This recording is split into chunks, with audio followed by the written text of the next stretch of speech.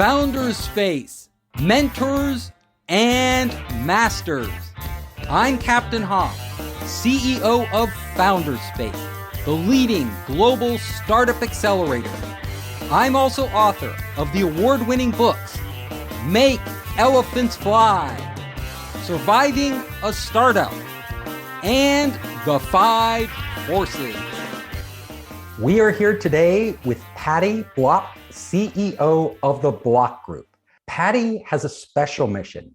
It is to help women earn more with less stress. Even if you're not a woman entrepreneur, you can learn a lot from Patty.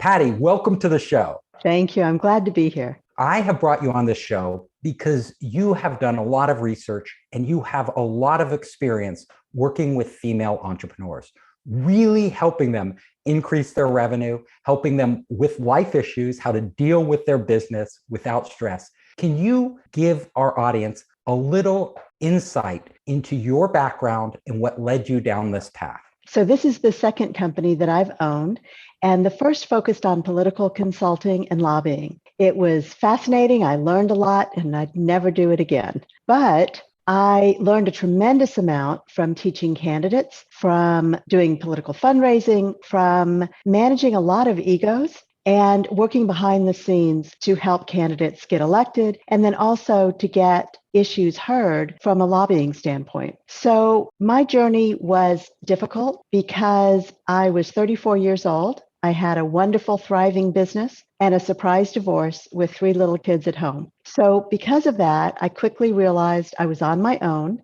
I needed to close my company because it required so much travel, and I needed to stabilize things for my family. So after 8 years of having that business, I closed it. I grieved. I then went to work for an international school as director of development, and then I became director of operations.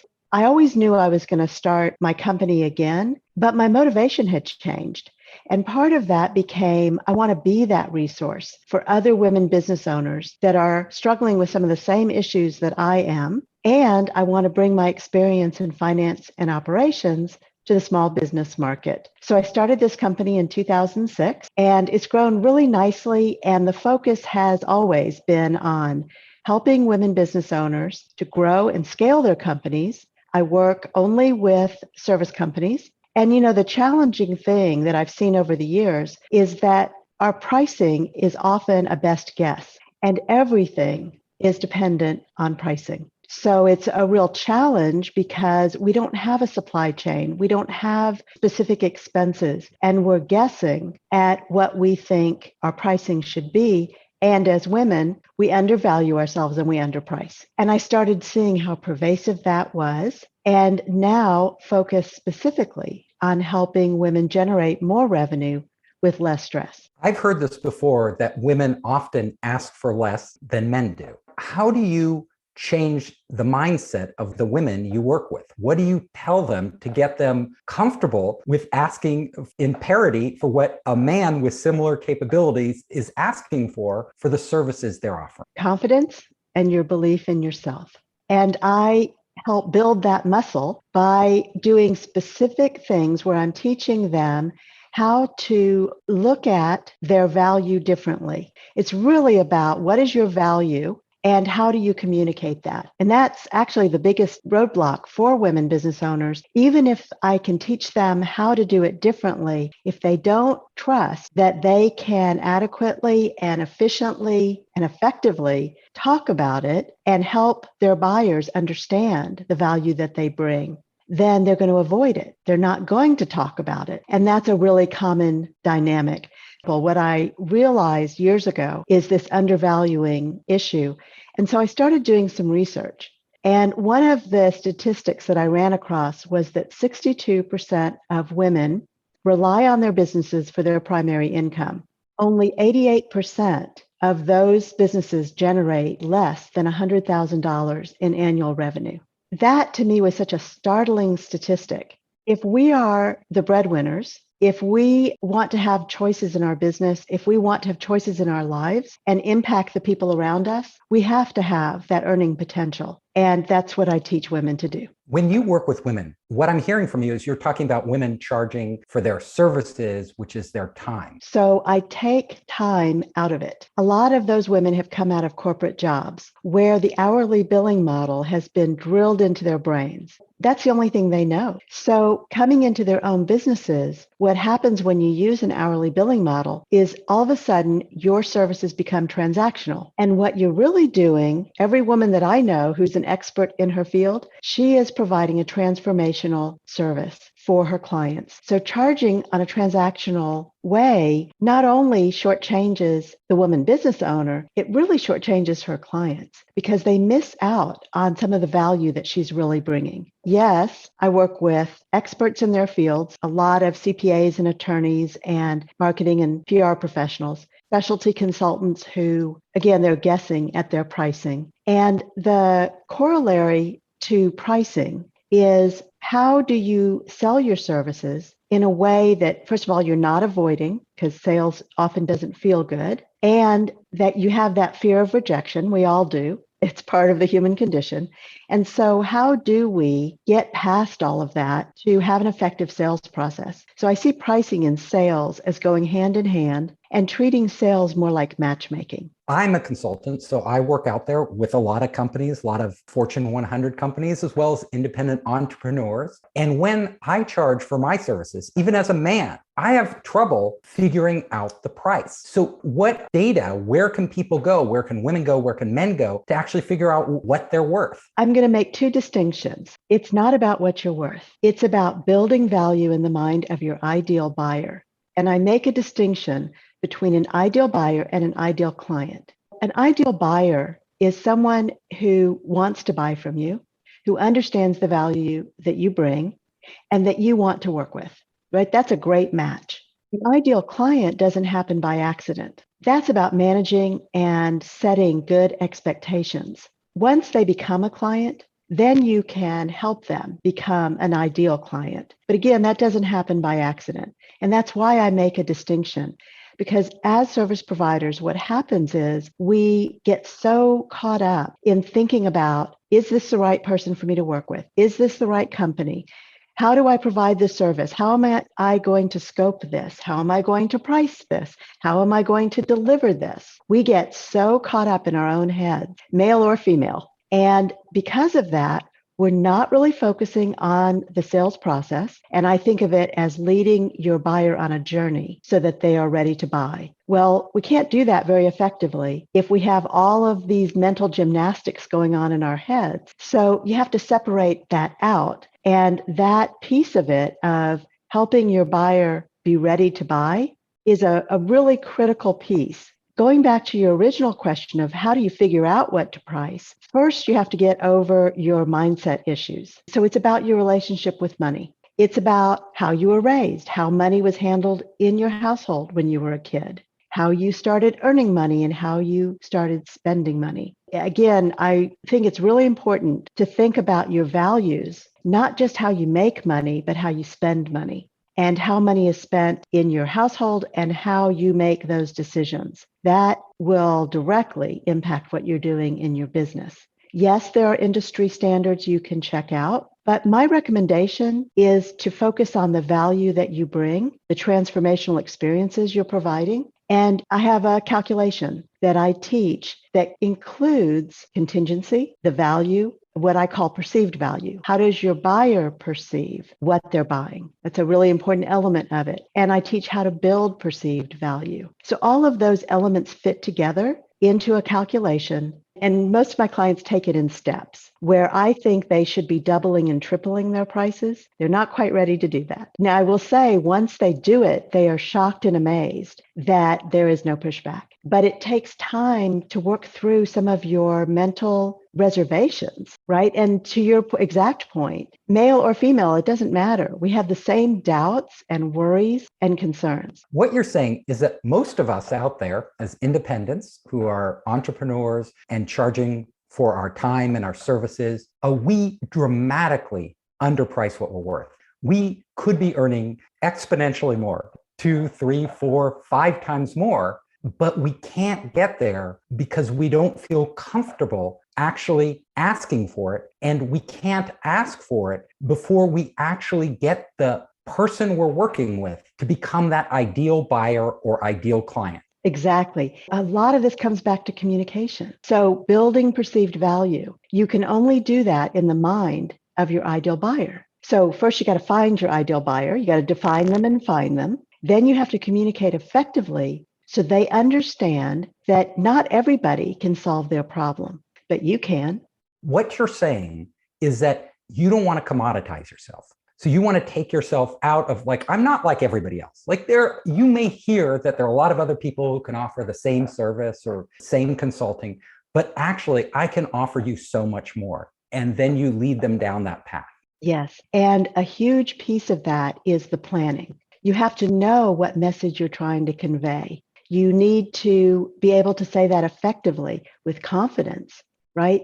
So if you are feeling nervous and anxious, which frankly we all do, and I certainly struggle with anxiety, when you have a tool and a toolbox and you can follow a sales process or you have a way to think about pricing differently, for me, that gives me tremendous comfort because I'm not recreating anything when I have a new prospect. I have processes I've planned ahead. I know what I want to say. I've practiced that. And that's what I teach my clients as well. So that makes a huge difference in itself. But there's also so much substance to how you'll price in a new way. You can talk about that. Your confidence is real because you start to understand the value. One of the things that we as entrepreneurs do extremely well is we build relationships. That's business development.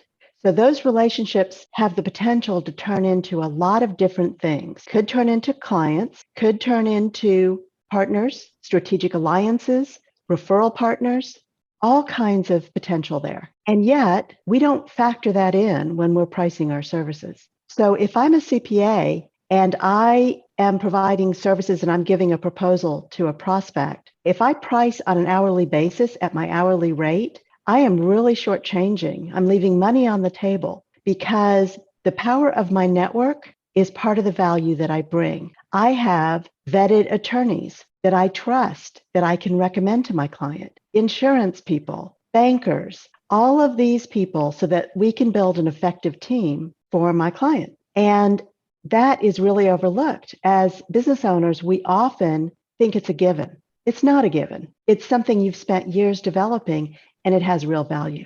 Let's say you're a CPA. Somebody could come to you, or they could go to a service like H&R Block, or they could use an online service for accounting.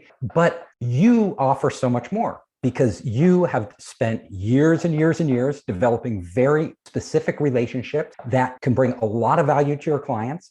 You also have experience that other people wouldn't, especially a piece of software or a person at H&R Block just kind of going through the online form, like a robot, and giving them that advice. So really the first step, you gave CPA, but it's true for everything, is really understanding what you can offer, what your special skills are, what throughout your life and your experience, what you can bring to the table for your client. So identifying those, communicating those to the client so that they really understand them, and then stepping in and saying, this is what I'm worth. Yes. The other thing I would say, and again, I'm going to mention about what you're worth. We want to be careful not to conflate the pricing with your self-esteem, because then when someone pushes back, it feels very personal. And so I want to separate that out a little bit to say, let's think of it as pricing for your real value, as opposed to pricing for what you're worth. We as human beings, everyone has worth. And I think it's gotten to be very common in our language to talk about what you're worth. And that's why I make that distinction. That's a really important distinction that you're making there, because it's true. When I say what I'm worth, then all of a sudden I feel insulted if they offer me less. But that's negotiating is part of the process. So you really want to divorce yourself. It's really not what you're worth, but what value you can bring to the table. Absolutely. And the value that you build in the mind of your ideal buyer. Yes. So it's up to you to create that value in their mind. And if you can't do that, you can't even ask for, essentially what that value is worth. Yes. And the other thing I'd like to share is an exercise that your audience can do today. And that is find a trusted person. It can be a business advisor, it can be a close colleague, but somebody who knows you and knows your business. And you both sit down, can be virtual, and you make a list of all of the things that you believe bring value for your partner, that they bring to the marketplace and the value that they bring to their clients. And you ask them to do the same for you. And you will be surprised because they will put things on the list that you take for granted, that you haven't even thought about. So, for example, I'm a very calm person, and I wouldn't put that on my list as something that is valuable. And yet, it is something I know my clients really value because they tell me that when they're upset or worried about something and they contact me, they count on the fact that I'm going to be calm and rational and help them think it through. So go through that exercise with a trusted partner and see what comes of it, because I think that will really help you to visualize what others see that is valuable about you. That's a really good point. Often I know a lot of entrepreneurs and even myself, I just assume people know what I'm worth because I've done so much in my lifetime and they can go and they can read my bio. But reading a bio isn't the same as you communicating it and having a conversation with them and highlighting the value to them. I think people get confused like that. Just look at my bio. You can see, I went to this university, I worked at this corporation, I did this and that. Those are just sort of generic things that don't really get at your value. One of the things I've seen for such a long time is an effect that I recently put a name to. I call it the broken cookie effect. When I was growing up, my mom would make these fabulous cookies. The whole house smelled good. It was warm. It was just these fabulous cookies. And all my growing up, I watched my mom eat the broken cookies. And it wasn't until I was a teenager that I finally thought to ask her, Mom, why do you always eat the broken cookies? Do they taste better? And she laughed and she said, no, I eat the broken cookies so you can have the whole ones. And I realized that is what we as women are doing in our businesses. We are eating the broken cookies. We pay everybody before we pay ourselves. We hire additional people, even if it means we can't take a paycheck. We are so focused on serving others and over-delivering and giving that we forget to take care of ourselves. So how you develop your business, I think of your business like a cookie jar, and JAR stands for Justified Additional Revenue. And that means sometimes as women, and I would imagine some men feel this way too, we feel as though if we're earning more, if we're bringing in more revenue, that somehow we're being greedy. Somehow we feel guilty about that. And yet you can have such a huge impact as an entrepreneur when you're making more money. You have more choices, you have more power. So there are so many positives that come from that if you can get past that feeling greedy and guilty. That additional revenue that you're bringing in when you fix your pricing and you have a great sales process, that is really justified. You've earned that money and it affects everyone positively, everyone around you. Let's talk about fixing your pricing. Let's say most other people in your industry charge hourly. A lot of them charge hourly a lot of money because they don't want to be taken advantage of. Some clients will call you over and over and over. And if you do a fixed price, you can get locked in with this client and put a huge amount of time so that your hourly rate actually comes out really low. How do you deal with this? Boundaries. Expectations, setting expectations. Everybody has a little bit different process, but here's the foundational piece of what I teach. Have a process and don't create something new for every client. And I will tell you that's what most entrepreneurs are doing. Unless you have a product that has a set price, typically service providers, we're just creating it, we're making it up for every situation, for every different client. When you have a process and you've planned ahead, then part of how you're qualifying an ideal buyer is whether or not that process fits the ideal buyer. If it doesn't, and you have to do something extraordinary, that might not be an ideal buyer. Setting expectations and then managing that is what creates an ideal client. Doesn't happen by accident. So because of that, you have a wonderful opportunity to teach your client how you can work together and what those boundaries are. When I am helping my clients price and calculate that, I do recommend putting in value as perceived by the buyer. So for example, if somebody comes to you and says they need something done in 30 days, and normally you would spend 90 days doing that, they should pay a premium for that. Premium for fast, premium for urgent, premium for something that's out of the ordinary. We know because we as consumers in the marketplace, we pay a premium if there's an urgent situation or something extraordinary. So your buyers should as well. That is really expected in the marketplace. If they come to you with a routine something and you've determined they're an ideal buyer, then when they become a client, part of that onboarding process needs to be to let them know. The way I do it is up to 2 meetings a month, unlimited calls and emails. And I want my clients to reach out to me because I don't want to do damage control.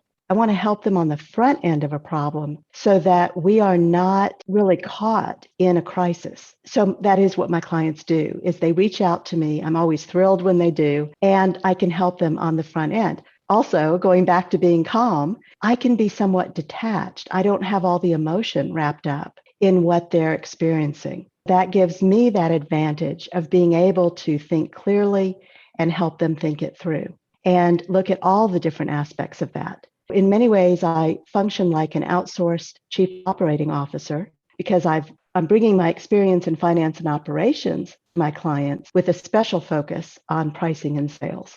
Now, what is one of the biggest myths about how to price yourself?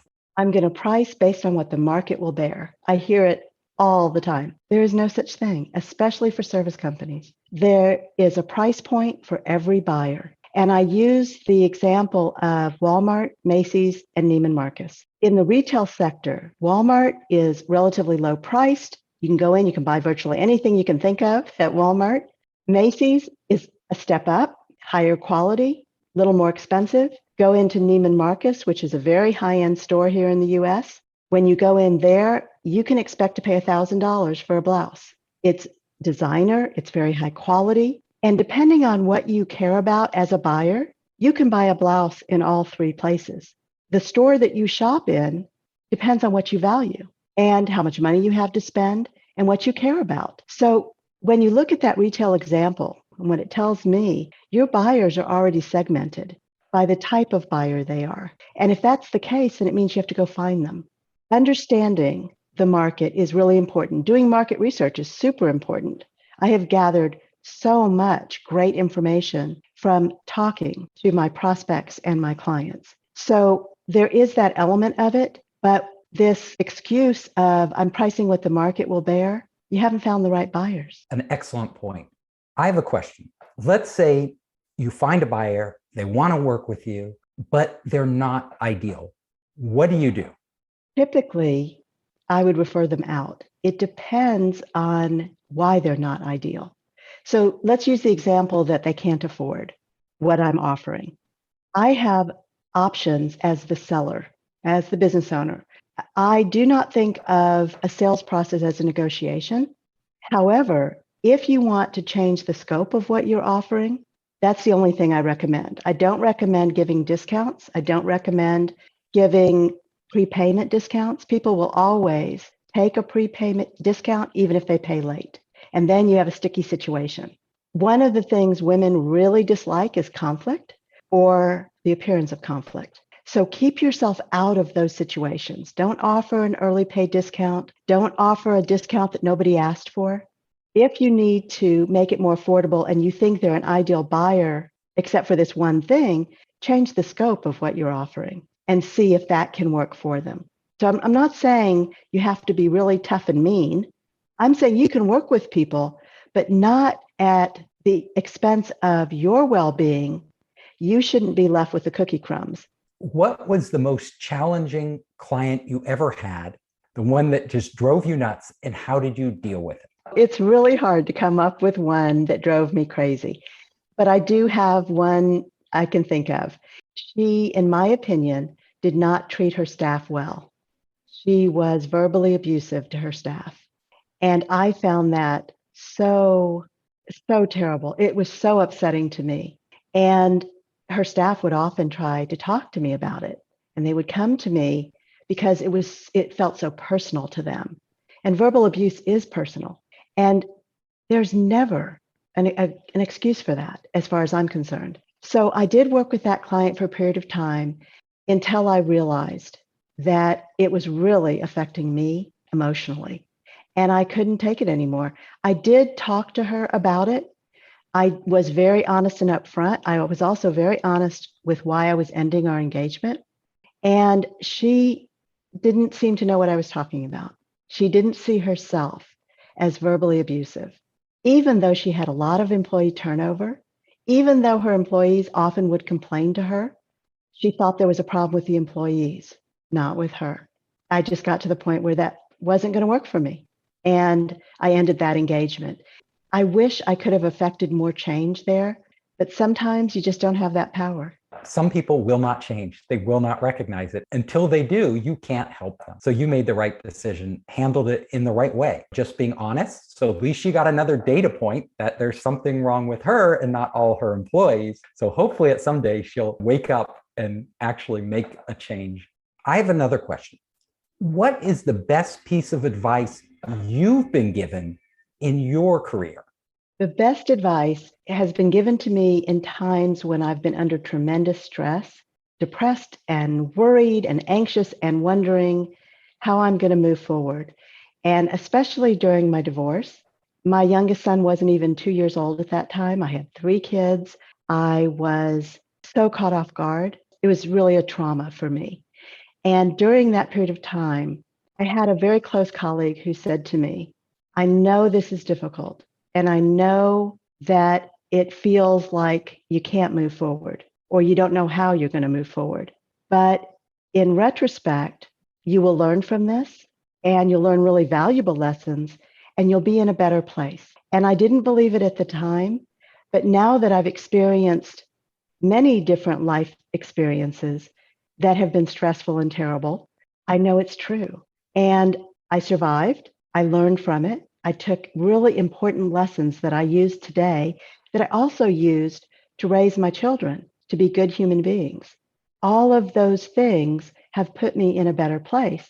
The last 10 or 15 years have been everything I dreamed they would be. My business is thriving, my family is healthy, and we're all very close to each other.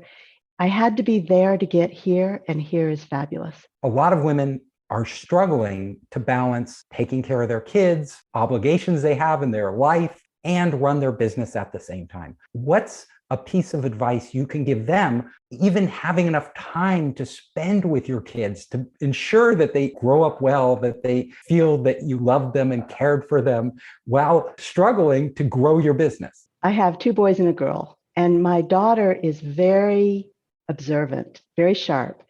And one day, as I was going through this divorce and I had taken the job at the international school, I was taking my children to school. And as I let go of my daughter's hand to say goodbye to her, she looks up at me and she says, Mom, why are you dressed like you have on makeup and your hair is fixed and you're all dressed up and all these other moms are in sweats? Why is that?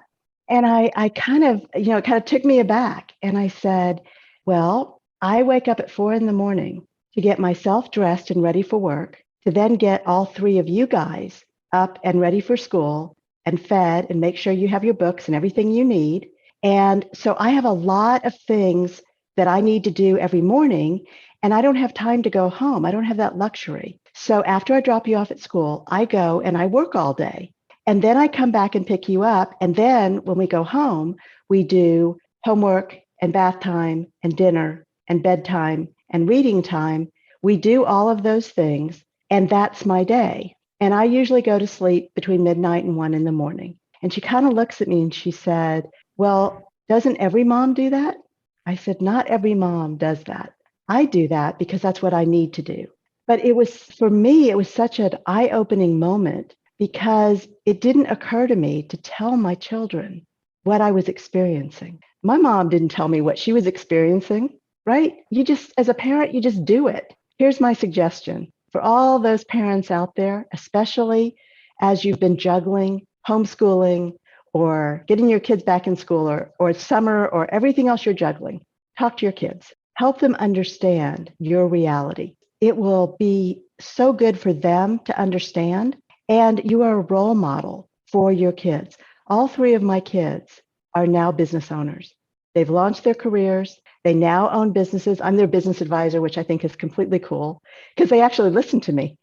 And all three of them also work in my company. And we're very, very close. And I know that I've been a role model to them. So that's one thing I would say. And the other is fix your pricing, because when you fix your pricing, you have choices.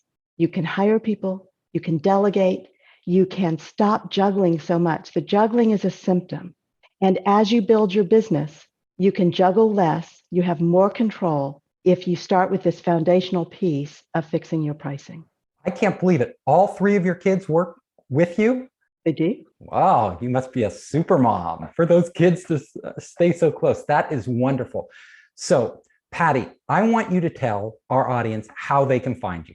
So I love to connect with people on LinkedIn. If you reach out to me on LinkedIn, please put a note that you heard me on this podcast, and I'm happy to connect with you. It's Patty with a Y, Patty Block. And also, theblockgroup.net is my website. If you want to discover the revenue roadblocks that are in your way, I have a special quiz. It's called myrevenueroadblocks.com. It's a free quiz. You're welcome to take that, and you'll get a report that will help you understand what is in your way and why you may not be pricing as well as you could. To wrap up the show, I would like you to give our audience one more special piece of advice. The only difference between a challenge and an opportunity is attitude. I didn't always believe that. I do now. If you can shift your thinking, if you can change your mindset to seeing a challenge as an opportunity, it will open so many doors and windows for you. That would be what I would recommend. Shift your thinking, talk to the people around you, surround yourself with positive people, people who are supportive and loving and warm, and see every challenge as a unique opportunity, and it will become one. I hope you enjoyed the show. If you liked it, hit the subscribe button and share it with your friends. You can help us create more great content by subscribing and sharing. Also, if you want to access our online startup program, our investor network, and our entrepreneur resources, just come to founderspace.com.